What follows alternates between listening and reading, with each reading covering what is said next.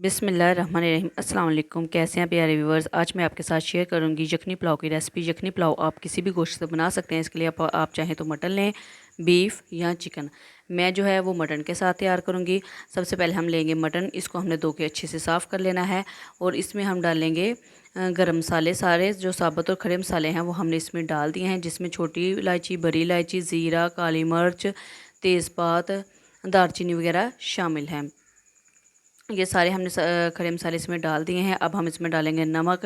2 teaspoon हमने इसमें नमक डाला है, भर के हमने इसमें नमक डाला है। हमने चावलों के लिए यखनी तैयार करनी है, इसलिए नमक इसमें थोड़ा ज़्यादा जाएगा। फिर हम इसमें लहसुन डाल देंगे। इसको हमने धो के अच्छे से साफ़ कर लिया। इसके साथ आपने अच्छे से धोना है, क्योंकि इसके साथ मिट्टी लगी होती है। उसके जो ऊपर वाली तही होती है ना, वो उतार देनी है। फिर हम इसमें पानी डालेंगे। पानी आपने इतना डालना है जिससे आपका मटन भी अच्छे तरीके से डन हो जाए और जो यखनी भी तैयार हो जाए, जिससे हम बाद में चावल तैयार करेंगे। हम इसको प्रेशर में रखे 20 से 25 मिनट तक हमने इसको लगाए। जो मटन था वो हमारा बिल्कुल टेंडर हो चुका था। ये देखें, इस तरह से हमने इनको रिमूव कर देना है। बाद में जो इसमें हमने लहसुन डाला था ना, आप चाहें तो इसमें एक अदद प्याज भी डाल सकते हैं, लेकिन मैं सिर्फ लहसुन डाल के ही इसकी यखनी तैयार की थी। ऐसे भी ये बहुत मज़ेदार होगी। अब जो मटन था वो हमने अलग निकाल लिया और ये हमारे पास यखनी बच गई। आप चाहें तो यखनी को छान भी सकते हैं, ताकि जो गर्म मसाले वो चावलों में ना जाएँ। चाहे तो ऐसे भी यूज़ कर सकते हैं। एक हमने कढ़ाई लिया, उसमें हमने कुकिंग ऑयल या घी डालना है। उसमें हम डालेंगे प्याज। एक बड़े साइज़ का हमने प्याज लेके कट कर लिया। अब हम उसको डाल के अच्छे से भुनेंगे। साथ ही हमने डाल दिया था अदरक लहसुन बारीक कूट कर 2 खाने के चमचे।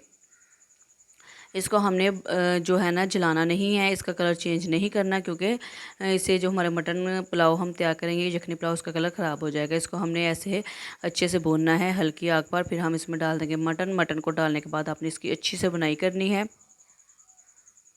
4 से 5 मिनट तक हम इसकी अच्छे तरीके से बुनाई करेंगे। हमने चूँकि पहले बुनाई नहीं की थी, हम इसको वैसे ही हमने इसको तैयार कर लिया था।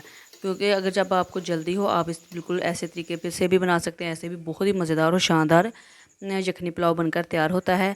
अदरवाइज़ अगर आप ये मटन को पहले हल्का सा भून के फिर भी उसमें पानी डाल सकते हैं। अब हमने इसको अच्छे से भून लिया है। हम इसमें डालेंगे स्पाइसेस में मैंने इसमें डाला है 1 टीस्पून दरा मिर्च का, 1 टीस्पून काली मिर्च और 1 टीस्पून नमक। नमक जो है वो हमने यखनी में भी शामिल किया था। अब हम इसने सारे जो हैं स्पाइसेस वो भी मिला दिए हैं। हमने इसको अच्छी से बुनाई करनी है। फिर हम इसमें डाल देंगे टमाटर और सब्ज़ मिर्चें। 1 अदद हमने टमाटर लिया था और 3 से 4 अदद सब्ज़ मिर्च लेके उसको लंबाई के रुख में काट लें और इसमें डाल के अच्छे से इसकी बुनाई करें।